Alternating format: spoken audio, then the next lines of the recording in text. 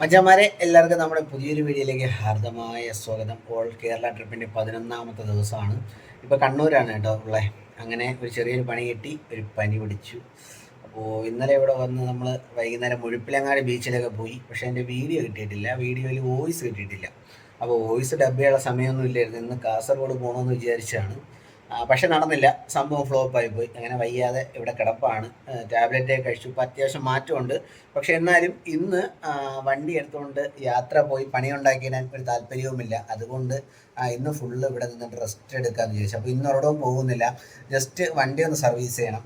ഇന്നലെ നമ്മളെ മുഴുപ്പിലങ്ങാടി ബീച്ചിൽ ഓടിയിട്ട് വണ്ടിയിൽ മൊത്തം വെള്ളം കയറി, പിന്നെ നമ്മുടെ ഗോപ്രോ കംപ്ലൈൻ്റ് ആയി. അപ്പോൾ അങ്ങനെ കുറച്ച് പണികളൊക്കെ കിട്ടി. അങ്ങനെ അതെല്ലാം ഇന്ന് സെറ്റ് ചെയ്യണം, വണ്ടി ഒന്ന് സർവീസ് ചെയ്യണം. പിന്നെ വൈകുന്നേരം ഇവിടെ ഒരു മാർക്കറ്റുണ്ട്, ആ മാർക്കറ്റിൻ്റെ കുറച്ച് കാഴ്ചകളും പിന്നെ ഞാൻ ഈ താമസിക്കുന്ന സ്റ്റേയുടെ ഒരു താമസവും ഇനി ഒന്ന് കണ്ണൂർ കോക്ടെയിൽ കുടിക്കാൻ പോകണം. അപ്പോൾ അതിൻ്റെ കുറച്ച് കാഴ്ചകളുമാണ് ഇന്നത്തെ വീഡിയോ. അപ്പോൾ ട്രാവൽ വീഡിയോ ഒന്നുമല്ല. അപ്പോൾ പെട്ടെന്ന് സുഖമായാൽ മാത്രമേ അടുത്ത യാത്ര തുടങ്ങാൻ പറ്റൂ. എന്തായാലും നാളെ തന്നെ കണ്ണൂരിൽ നിന്ന് കാസർഗോഡ് പോകണമെന്ന് പ്ലാനുണ്ട്. കാസർഗോഡ് പോയിട്ട് മറ്റന്നാൾ നേരെ കൂർഗ് കയറണം. ഒരു ദിവസം ഫുള്ള് കൂർഗ് കയറിയിട്ട് അത് കഴിഞ്ഞ് വയനാട് ഇറങ്ങണം. ഇനി കുറേ സ്ഥലങ്ങൾ കാണാനുണ്ട്. വയനാട് മൂന്നാറുമാണ് എൻ്റെ മെയിൻ ഡെസ്റ്റിനേഷൻ. കുറേ സ്ഥലങ്ങൾ നമുക്ക് ഏറ്റവും കൂടുതൽ ടൂറിസ്റ്റ് സ്പോട്ടുകൾ വരുന്ന ആ രണ്ട് സ്ഥലത്തുമാണ്, ഇടുക്കി, മൂന്നാർ, പിന്നെ നമ്മുടെ വയനാട്ടിൽ കുറേ ഫോറസ്റ്റ് സഫാരി കാര്യങ്ങളൊക്കെ ഉണ്ട്, മൃഗങ്ങളെയൊക്കെ കാണണം. എനിക്കിതൊക്കെ ഭയങ്കര ക്രൈസാണ് കേട്ടോ. അപ്പോൾ നമ്മുടെ പുതിയൊരു വീഡിയോയിലേക്ക് എല്ലാവർക്കും സ്വാഗതം. അപ്പോൾ ഞാനിപ്പോൾ താമസിക്കുന്നത് 230 രൂപയ്ക്ക് അല്ല 260 രൂപയ്ക്കുള്ളൊരു റൂമിലാണ്, സിംഗിൾ റൂമിൽ.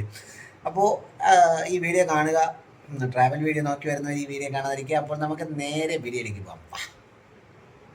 അങ്ങനെ നമ്മുടെ ഓൾ കേരള ട്രിപ്പിൻ്റെ 11ാമത്തെ ദിവസം. ഇന്നത്തെ ദിവസം ചട്ടിയിലായി കേട്ടോ. ഇന്നലെ മുഴുപ്പിലങ്ങാടി ബീച്ചിൽ പോയി.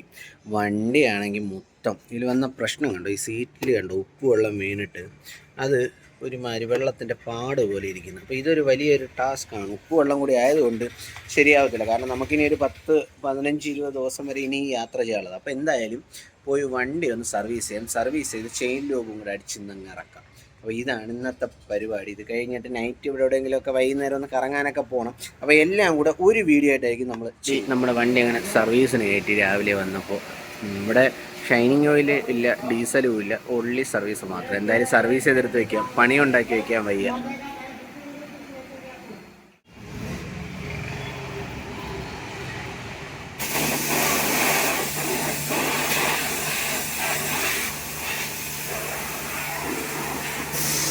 ബ്രോ, ചെയിനൊക്കെ അടിപൊളിയായിട്ട് സർവീസ് ചെയ്യുന്നുണ്ട്. എനിക്ക് അതായിരുന്നു ആവശ്യം. നമുക്ക് ചെയിനിൽ മണ്ണ് കയറി പണി കിട്ടി. ചെയിൻ ലൂബ് പഠിക്കാം ഇനി പോയിട്ട്.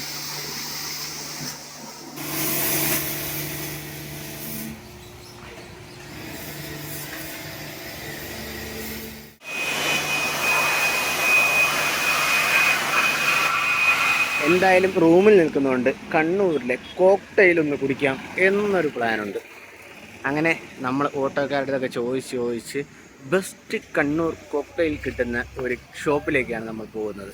MCS cocktail, hotel Sreedevi hotel. വരുമ്പോൾ ഇവിടെ നിന്ന് ഫുഡ് അടിക്കുക, ഉച്ചയ്ക്ക് ചോറ് കഴിക്കുന്നത്. അങ്ങനെ കണ്ണൂർ കോക്ടെയിൽ കഴിക്കാൻ വേണ്ടി ഒരു യാത്ര.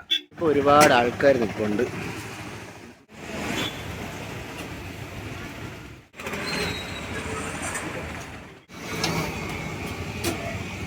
പാഴ്സൽ അടിപൊളി, നല്ല തിരക്കാണ്, പണി കിട്ടി.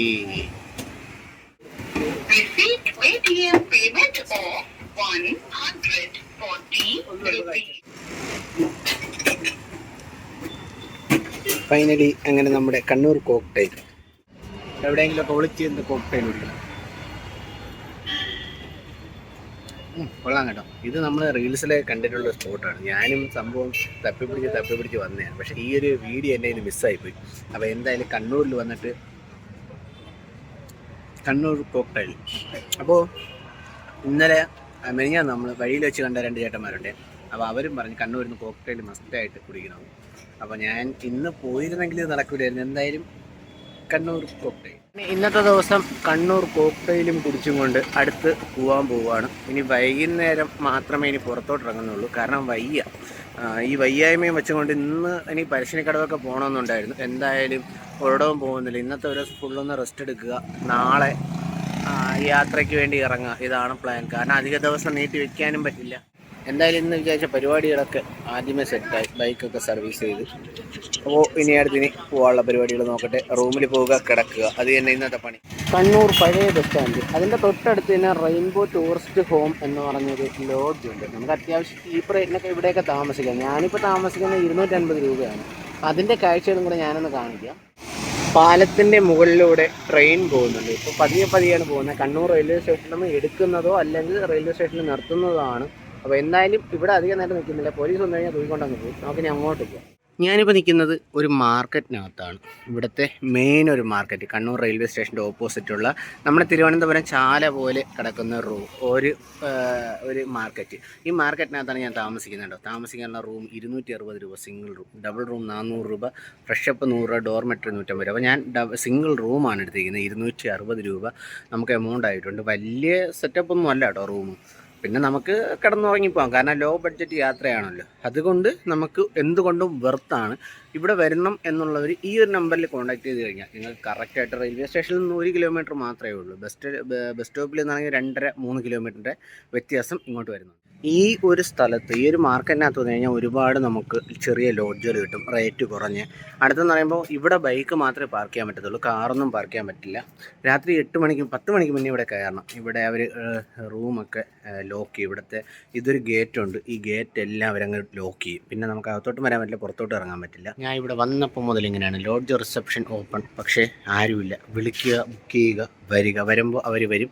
നമ്മുടെ ബൈക്ക് ഇവിടെ പാർക്ക് ചെയ്തിട്ടുണ്ട്. ഹെൽമെറ്റ് എന്തായാലും ഇവിടെ നിന്ന് എടുക്കാം. നമ്മുടെ റൂമെന്ന് പറയുന്ന 3ാമത്തെ നിലയിലാണ്. ഇതിലൊക്കെ ആണെങ്കിലും ഈ ഹെൽമെറ്റിൻ്റെ ഗ്ലാസ് അല്ല, ഇപ്പോൾ ഗ്ലാസ് അകത്തിരിക്കുക. ഇനി വയനാട് എവിടെയെങ്കിലും പോകുമ്പോൾ അതും നന്നാക്കണം. ഇനി സ്റ്റെപ്പ് കയറണം, അതാണ് ഏറ്റവും വലിയ പ്രശ്നം. പിന്നെ ഒരു കാര്യം, ഭക്ഷണം ഹോട്ടലിൽ നിന്ന് കഴിക്കുക, പാഴ്സൽ കൊണ്ടുവരുന്നത് വേസ്റ്റ് ലോഡ്ജിന് പുറത്തോ റോഡിലോ ഇടരുത്. പിന്നെ ഡ്രസ്സ് അലക്കാനും പറ്റില്ല. ഭാഗ്യത്തിന് വൈഫൈ ഉണ്ട്. എനിക്കാണെങ്കിൽ വൈഫൈ കൊണ്ട് ഒരു പ്രയോജനവുമില്ല. 5G നെറ്റ് കിട്ടുന്നതുകൊണ്ട് അൺലിമിറ്റഡാണ്. അപ്പോൾ ഇത് 1ാമത്തെ നിലയാണ്. ഇവിടെ ഡബിൾ റൂമാണ് വരുന്നത്. നമുക്ക് മുകളിലും സിംഗിൾ റൂമും ഡബിൾ റൂമും ഉണ്ട്. ഇവിടെ നിന്ന് നമുക്ക് നടന്ന് ഇപ്പോൾ 3ാമത്തെ നിലയിലാണ് നമ്മൾ നിൽക്കുന്നത്. ഇവിടെ നടന്ന് പോകുമ്പോഴാണ് നമ്മുടെ റൂം. താഴെയാണ് മാർക്കറ്റ്. നമുക്ക് മാർക്കറ്റ് കാണാൻ പറ്റും. ആ കാണുന്ന ഭാഗം മൊത്തം മാർക്കറ്റിൻ്റെ ഭാഗമാണ്. ഇതിൻ്റെ അടുത്തൊരു ലോഡ്ജൊക്കെ ഉണ്ട്. നമ്മുടെ മുറി ലോക്ക് ചെയ്തിട്ടേക്കാണ്. ഇതാണ് നമ്മുടെ മുറി. ഇതിനകത്താണ് ബാത്റൂമൊന്നും കാണിക്കാൻ പറ്റൂല. അതുകൊണ്ടാണ് നമുക്ക് ഒരു താക്കോല് തന്നിരിക്കും. ഈ താക്കോല് വെച്ച് നമ്മൾ ലോക്ക് ചെയ്തിട്ട് വേണം എപ്പോഴും പോകാൻ. ക്യാമറയുണ്ട്, എന്നാലും നമ്മുടെ ഒരു സേഫ്റ്റിക്ക് നമ്മൾ ലോക്ക് ചെയ്തിട്ടായിരിക്കും പോകുന്നത്. ഇതാണ് നമ്മുടെ റൂം. എൻ്റെ റൂം കണ്ടിട്ട് നിങ്ങൾ ആരും പേടിക്കേണ്ട, ഞാൻ മൊത്തം കുളമാക്കി ഇട്ടേക്കുവാണ്. അത് എൻ്റെ ഒരു പ്രത്യേകതയാണ് ഇവിടെ പോയി കഴിഞ്ഞാലും. പിന്നെ നമ്മുടെ ഗോപ്രോ ചാർജ് ചെയ്ത് നമ്മൾ ഗോപ്രോ ഇത് ഒട്ടിച്ചു കേട്ടോ, ഈ പൊട്ടിയത്. പക്ഷേ ഒരു പ്രയോജനമില്ലാത്ത അവസ്ഥയായെന്നാണ് തോന്നുന്നത്. നോക്കട്ടെ, ഇടയ്ക്ക് ഓണാവും, ഇടയ്ക്ക് ഓണായി. അപ്പോൾ അത് ഇന്ന് രാവിലെ എണീറ്റ് സെറ്റ് ചെയ്തു. പിന്നെ ബാക്കി നമ്മുടെ സംഭവങ്ങളെല്ലാം ഇവിടെ ഇരിപ്പുണ്ട്. ഒരു ചെറിയൊരു ബെഡുണ്ട്. പിന്നെ കൂടുതൽ കറക്കമൊന്നുമില്ല. ഒരു ഫാനുണ്ട്. അത്യാവശ്യം ഡീസൻറ്റ് റൂം, വലിയ കുഴപ്പമില്ല. 250 രൂപയ്ക്ക് നമുക്ക് ഇതിനെക്കാളും വലുതൊന്നും എന്തായാലും കിട്ടാനില്ല. Single room. പിന്നെ പ്രൈവസി ഉണ്ട്. കതവ് പൂട്ടിയിട്ട് കഴിഞ്ഞാൽ ഫുൾ പ്രൈവസിയാണ്. ഓക്കെ, കതവ് പൂട്ടിയിടുക, എന്നിട്ട് ഇങ്ങനെ നടക്കുക. ഓക്കെ, അപ്പോൾ ഈ വയ്യായ്മ ഒരു പണിയാണ്, എന്നാലും കുഴപ്പമില്ല. നമുക്ക് അത്ര നാളെ തുടങ്ങണമെന്നുണ്ട്. നാളെ തുടങ്ങണം. ഓക്കെ, അപ്പോൾ ഇനി വൈകുന്നേരം നമുക്ക് ഇപ്പോൾ ഉച്ചയായി, ഇനി ചോറ് കഴിക്കാൻ പോകണം. ചോറ് കഴിക്കാൻ പോകുന്നതിൻ്റെ വീഡിയോ നിനക്കില്ല. വൈകുന്നേരം നമുക്ക് അങ്ങോട്ട് പോകണം. മാർക്കറ്റ് ഒന്ന് ജസ്റ്റ് ഒന്ന് അടിച്ച് കറങ്ങണം, എന്നിട്ട് തിരിച്ചു വരണം. എത്രയേ ഉള്ളൂ ഇന്നത്തെ വീഡിയോ. വൈകുന്നേരം ഇറങ്ങാൻ വേണ്ടി ഇറങ്ങിയപ്പോൾ വണ്ടിയുടെ മിറർ കണ്ടോ, പൊട്ടിയിരിക്കുന്നു. ആരോ വണ്ടി എടുത്ത് ബാക്കിലോട്ടൊന്ന് നീക്കി വെച്ചതാണ്. ഈശ്വര, അങ്ങനെ അതൊരു പണിയായി. അങ്ങനെ മാർക്കറ്റ് കാണാൻ വേണ്ടി പോയ ഞാൻ ഇപ്പോൾ എത്തി നിൽക്കുന്ന എവിടെയാണെന്നറിയാമോ? നമ്മുടെ പയ്യാമ്പലം ബീച്ചിലാണ്. മാർക്കറ്റിൽ സത്യം പറഞ്ഞാൽ ആരുമില്ല, വലിയ തിരക്കൊന്നുമില്ല. ഇന്നലത്തെ ആ ക്രൗഡൊന്നും ഇന്നില്ല. അപ്പോൾ അതുകൊണ്ട് വിചാരിച്ചു പയ്യാമ്പലം ബീച്ചിലോട്ട് വരാമെന്ന് വിചാരിച്ചു. ഞാൻ നിൽക്കുന്നിടത്ത് നിന്ന് വെറും 1 കിലോമീറ്ററും 1.8 കിലോമീറ്റർ മാത്രമേ ഉള്ളൂ. അപ്പോൾ എന്തായാലും വൈകുന്നേരം ഒരു ബീച്ചിൽ വന്നിരുന്ന് കുറച്ച് കാഴ്ചകളൂടി കണ്ടിട്ട്, നമ്മൾ കണ്ണൂർ വരെ വന്നിട്ട് പയ്യാമ്പലം ബീച്ച് കണ്ടിട്ടില്ല, അത് കാണാതെ പോയി എന്ന് പറയില്ലല്ലോ. പിന്നെ പയ്യാമ്പലം ബീച്ച് ഞാൻ ഒരുപാട് പ്രാവശ്യം വന്നിട്ടുണ്ട്, ഇടയ്ക്ക് കുറേ പ്രാവശ്യം ഞാൻ വന്നിട്ടുണ്ട്. അപ്പോൾ അത്യാവശ്യം സഞ്ചാരികളൊക്കെ വന്ന് തുടങ്ങി. ഈ ഒരു സൈഡിൽ ഐസ്ക്രീം, പാനിപ്പൂരി, അങ്ങനെ എല്ലാ സംഭവങ്ങളും ഉണ്ട്. അത്യാവശ്യം ഒന്ന് ഉണർന്ന് തുടങ്ങുന്നതേ ഉള്ളൂ എല്ലാം. ഈ നോമ്പ് മുറിക്കുന്നതിൻ്റെ സംഭവങ്ങളൊക്കെ ഇവിടെ നടക്കുന്നുണ്ട്. ഇപ്പോൾ നോമ്പിൻ്റെ സമയമാണല്ലോ. അപ്പോൾ ഈ ഒരു സംഭവം നമ്മൾ മലപ്പുറത്തൊരു ബീച്ചിൽ പോയപ്പോഴും കണ്ടായിരുന്നു. അയ്യോ, സ്ഥലത്തിൻ്റെ പേര് നാഗൻ്റെ തുമ്പത്തിൽ. ഇവിടെ അടിപൊളി കുഞ്ഞു കുഞ്ഞു ഗോപുരങ്ങളുണ്ട്. നമുക്കിവിടെയൊക്കെ വന്നിരിക്കാം, ഇച്ചിരി തണലൊക്കെ അടിച്ച് വൈ പിടിച്ചിരിക്കാം. ഇവിടെ മുന്നേ തന്നെ കുറേ ഉപ്പിലിട്ടത്, അച്ചാറ്, അത് ഇത് എല്ലാം ഉണ്ട്. ഇതിനകത്ത് ഇറങ്ങാൻ ദൈവമേ പോലീസ്, ഫ്രണ്ടിൽ തന്നെ പോലീസ് നിൽപ്പുണ്ട്. ഒട്ടക സവാരി. കണ്ണൂർ ജില്ലാ പഞ്ചായത്ത് ശുചിത്വ സാഗരം സുന്ദര തീരം. ജലാശയങ്ങളിൽ മാലിന്യം വലിച്ചെറിയരുത് എന്നുള്ളൊരു കൺസെപ്റ്റുമായിട്ട് അങ്ങനെ നമ്മൾ എത്തിപ്പെട്ടിരിക്കുന്നത് പയ്യാമ്പലം ബീച്ചിലാണ്. ഒട്ടക ഇവിടെ ഇരിക്കുന്നു. എൻ്റെ കൂടെയുള്ളൊരു ഒട്ടകമുണ്ട് കേട്ടോ. അവനാണെങ്കിൽ അങ്ങോട്ട് റൈഡ് പോയിച്ചാണ്. അയ്യോ, തൊട്ട് ബാക്കിൽ ബെസ്റ്റ്. ഇപ്പോൾ എന്നെ കൊന്നേനെ. അടിപൊളി. ഒട്ടക എണീക്കുവാണ്. അങ്ങനെ ഫൈനലി നമ്മൾ പയ്യാമ്പലം ബീച്ചിലെ കുറച്ച് കാഴ്ചകളൊക്കെ ഒന്ന് കാണാൻ വേണ്ടി ഇറങ്ങിയിരിക്കുകയാണ്. സൂര്യൻ കടലിലേക്ക് താഴാൻ വേണ്ടി നല്ല സ്വർണ്ണ കളർ അടിച്ച് നിൽക്കുകയാണ് പയ്യാമ്പലം ബീച്ച്. കുറച്ച് കാഴ്ചകൾ കാണാം. അങ്ങ് നേരെ സ്ട്രെയിറ്റ് ഒരു പുലിമുട്ടുണ്ട്. ആ പുലിമുട്ടിലൊന്ന് പോകണം. ഇവിടെ പിന്നെ എല്ലാവരും കുളിക്കുന്നുണ്ട്. എനിക്കാണെങ്കിൽ ഒന്നത് വയ്യാത്തതുകൊണ്ട് എന്തായാലും കുളിക്കുന്നില്ല. പിന്നെ അടുത്തൊരു കാര്യം എന്ന് പറഞ്ഞാൽ ഇവിടെ അത്യാവശ്യം താഴോട്ട് പോയി കുളിക്കാം. ഇവിടെ ഒരു ഏകദേശം ഒരു 70-80 മീറ്റർ ഡിസ്റ്റൻസിൽ നിന്ന് കുളിക്കുക. ബാക്കിയുള്ള ബീച്ചുകളിൽ നമുക്ക് അങ്ങനെ പറ്റത്തില്ല. കോവളം ബീച്ചിലാണെങ്കിൽ ഭയങ്കര പ്രശ്നമാണ്, മൊട്ട സീനാണ്. ഇവിടെ അത്യാവശ്യത്തിന് പോലീസ് പ്രൊട്ടക്ഷൻ ഉണ്ട്. പോലീസുണ്ട്, നമ്മുടെ ഷാഡോ പോലീസ് ഉണ്ടല്ലോ, മറ്റേ പിങ്ക് പോലീസ്, അതുകൊണ്ട് പയ്യന്മാർ പട്ടം പറത്തി കളിക്കുവാണ്. സെറ്റ്. അതുവഴി നമുക്ക് നടക്കാനൊരു വാക്ക് വേ ഉണ്ട്. കടലിൻ്റെ കരയിൽ കൂടെ നടക്കുവാണെങ്കിൽ കടലിൻ്റെ കരയിൽ കൂടെ നമുക്ക് നടക്കാം. പിന്നെ നല്ല കാറ്റാണ് കേട്ടോ. ഞാൻ ഈ പയ്യാമ്പലം ബീച്ചിൽ വരാൻ വേണ്ടിയല്ലേ ഇറങ്ങിയത്. മൈക്കും എടുത്തില്ല, ഒന്നും എടുത്തില്ല, ഇങ്ങനെ നടക്കുവാണ്. അപ്പോൾ ഇനി നമുക്ക് അങ്ങോട്ട് പോയിട്ട് വരാം. ലൈറ്റൊക്കെ ഉണ്ട് ഇവിടെ. അത്യാവശ്യം നൈറ്റൊക്കെ വന്നിരിക്കാൻ പറ്റുമെന്ന് തോന്നുന്നു. പിന്നെ പോലീസിൻ്റെ കർശന നിയന്ത്രണങ്ങൾ ഉണ്ട്. ആ ഒരു ഭാഗം ഡേഞ്ചർ സോണാണ്. അവിടെ ഇറക്കത്തില്ല. അവിടെ ഇറങ്ങുവാണെങ്കിൽ പോലീസ് അടിച്ചോട്ടി. ഇവിടെ ഇരിക്കാനുള്ള സ്ഥലവും അതിൻ്റെ തൊട്ടടുത്ത് ബദാം മരം ഇഷ്ടം പോലെ നട്ടുവെച്ചിട്ടുണ്ട്. ഈ ബദാമിൻ്റെ അടുത്തൂടെ നടക്കുമ്പോൾ ഒരു പ്രത്യേക കാറ്റാണ്. കടലിൻ്റെ കാറ്റും ഈ ബദാമിൻ്റെ മരങ്ങളിൽ കടലിൻ്റെ കാറ്റടിച്ച് പോകുന്നുണ്ടോ, സെറ്റാണ്. നൈറ്റ് ഇരിക്കാനും നല്ല വൈബായിരിക്കും എന്തായാലും. അപ്പോൾ പുലിമുട്ടൊന്ന് ദർശിക്കുക, ഇവിടെ നിന്ന് പോവുക. സഹാവ് EK നായനാർ സ്മാരകം. ഇവിടെ എല്ലാം ഒരുപാട് സ്മാരകങ്ങളുണ്ട്. അപ്പോൾ സി കണ്ണൻ അധ്വാനിക്കുന്ന വർഗത്തിന് വേണ്ടി ജീവിതം സമർപ്പിച്ച മഹാനായ കമ്മ്യൂണിസ്റ്റ് വിപ്ലവകാരി. MV രാഘവൻ സ്മാരകം. വിശ്രമം അറിയാത്ത മഹത്തായ ഒരു ജന്മം ഇവിടെ വിശ്രമിക്കുന്നു. EK നായനാർ. കണ്ണുനീര് കരുത്താക്കി മാറ്റുവാൻ, നൊമ്പരം മറന്നു മുന്നേറുവാൻ, കഴുമരത്തെയും തട്ടിത്തെറിപ്പിച്ച കരളുറപ്പായി നയിക്കുന്നു നായനാർ. എന്നും ഊർജ്ജമായി, ശക്തിയായി, ധൈര്യമായി വന്ന് നമ്മെ നടത്തുന്ന നായനാർ. മെയ് 19, 2004 മരണം. അതെ, നായനാർ സ്മാരകമാണ്. സഹാവ് കോടിയേരി ബാലകൃഷ്ണൻ്റെ സ്മാരകം. നമുക്കറിയാം, കമ്മ്യൂണിസ്റ്റ് പാർട്ടിയുടെ ബഹുജന നേതാവായിരുന്നു സഹാവ് കോടിയേരി. ഇവിടെ ഒരുപാട് സ്മാരകങ്ങളുണ്ട്.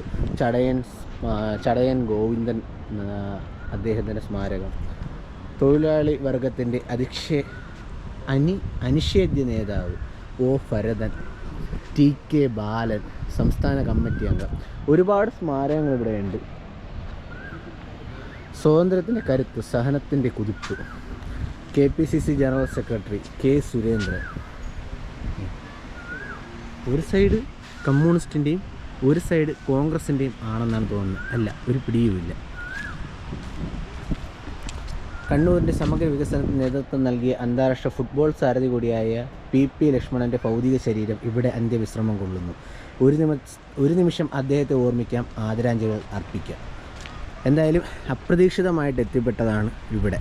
എന്തായാലും അതും ഒരു സന്തോഷം ഉള്ളൊരു സംഭവമാണ്. ഇവരുടെ എല്ലാം സ്മാരകം കാണാൻ പറ്റി എന്നുള്ളത് വളരെ ഒരു സന്തോഷമുള്ളൊരു കാര്യമാണ്. സ്വദേശാഭിമാനി രാമകൃഷ്ണപിള്ള സ്മാരക സ്തൂപം. മരണം 1916, ജനനം 1878.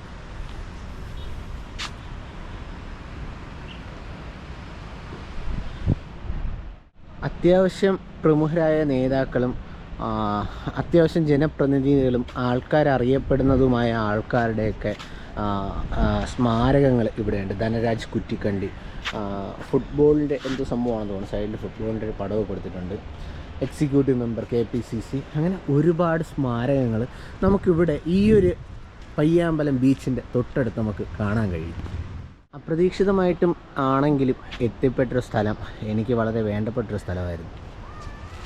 സഹാവ് കോടിയേരി ബാലകൃഷ്ണൻ്റെ സ്മാരകം. ഡോക്ടർ സുകുമാർ അഴീക്കോട് സ്മാരകം.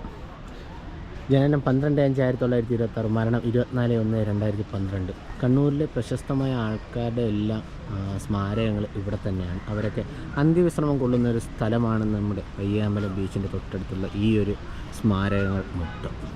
ഫൈനലി നമ്മുടെ കണ്ണൂരിൻ്റെ പ്രശസ്തമായ ആൾക്കാരുടെ, അല്ലെങ്കിൽ കമ്മ്യൂണിസ്റ്റ് പാർട്ടിയുടെ പ്രശസ്തനായ നേതാവായ സഹാവ് കോടിയേരിയുടെ അന്ത്യവിശ്രമം കൊള്ളുന്ന പയ്യാമ്പലം ബീച്ച്. സത്യത്തിൽ ഞാൻ ഒരു സംഭവം മറന്നു കേട്ടോ.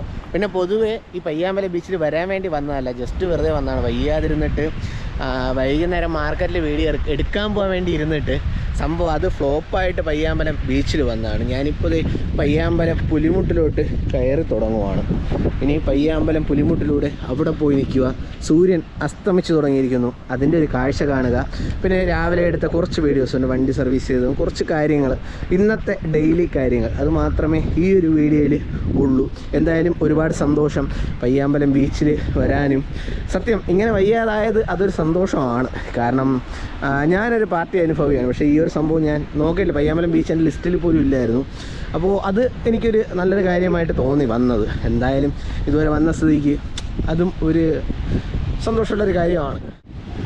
ഈ പുലിമുട്ടിൽ കൂടെ നടക്കുന്ന ഒരു പ്രത്യേക വൈബാണ്. പക്ഷേ അവിടെ ഒരു ബോർഡ് വെച്ചിട്ടുണ്ട്, പുലിമുട്ടിലൂടെ പൊതുജനങ്ങൾക്ക് വരാൻ പറ്റില്ല എന്ന്. പക്ഷേ ഇവിടെ ഇഷ്ടംപോലെ ആൾക്കാർ ഇരിക്കുന്നുണ്ട്. കിട്ടണമെങ്കിൽ എല്ലാവർക്കും കിട്ടട്ടെ, കൂട്ടത്തിൽ ഞാനും വാങ്ങാം എന്നുള്ളൊരു കൺസെപ്റ്റിൽ ആണ് ഞാനിവിടെ വന്നേ. ആ പാറയുടെ മുകളിലൊക്കെ ഒരുപാട് ആൾക്കാർ നിൽപ്പുണ്ട്. എന്തായാലും അങ്ങോട്ട് പോകുന്നില്ല. വയ്യാത്തത് കൊണ്ട് വെള്ളത്തിലിറങ്ങാനോ അല്ലെങ്കിൽ പണി വാങ്ങിച്ച് വെക്കാനോ ഞാനില്ല. അങ്ങനെ സൂര്യാസ്തമയത്തിൻ്റെ ഏകദേശം വക്ക് വരെ എത്തിയിരിക്കുകയാണ്. എല്ലാവരും പുലിമുട്ടിനകത്താണ് നിൽക്കുന്നത്. കുറേ ആൾക്കാർ കടലിൽ കുളിച്ചുകൊണ്ടിരിക്കുന്ന ആൾക്കാരും കുറേ ഉണ്ട്. ഓരോരുത്തരെ കാഴ്ച കാണാൻ വരുന്നു. നമ്മളൊക്കെ ആണെങ്കിൽ നേരത്തെ ടൂറൊക്കെ പോകുമ്പോൾ ഇതുപോലെയാണ് വരുന്നു, കടലിലിറങ്ങി കുളിക്കുന്നു, സൂര്യാസ്തമയമൊന്നുമില്ല. ഇപ്പോൾ കുറേ കഴിഞ്ഞപ്പോഴും തുണിയൊക്കെ കൊണ്ടുപോകാൻ മടിച്ചിട്ട് നമ്മൾ കടലിൻ്റെ അവിടെ വന്നിട്ട് കാഴ്ചകൾ കാണുന്നു, അങ്ങ് പോകുന്നു. അവസ്ഥ ഗൈസ്. പുലിമുട്ടിൻ്റെ ഫൈനൽ എൻഡ്.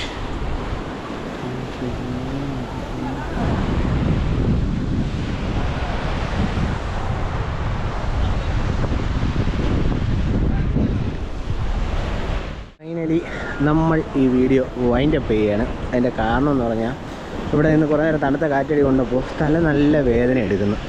ഇന്ന് തലവേദനയാണെങ്കിൽ നാളെ വീണ്ടും യാത്ര തുടങ്ങാൻ പറ്റത്തില്ല. ഓരോ ദിവസം സ്റ്റേ അടിക്കുന്നതിനനുസരിച്ച് വീണ്ടും നമ്മുടെ ദിവസം കുറഞ്ഞു വരും. ട്രാവൽ നമുക്ക് യാത്ര ചെയ്യേണ്ട കാണേണ്ട സ്ഥലങ്ങളുടെ ദിവസം കുറഞ്ഞു വരും. അപ്പോൾ അതുകൊണ്ട് റിസ്ക് എടുക്കുന്നില്ല. നമ്മൾ ഈ ഒരു വീഡിയോ വൈൻഡപ്പ് ചെയ്യാണ്. സൂര്യൻ അസ്തമിച്ച് തുടങ്ങുന്നതേ ഉള്ളൂ. അപ്പോൾ നാളെ നമുക്ക് അടുത്തൊരു യാത്രയുമായിട്ട് കാണാം.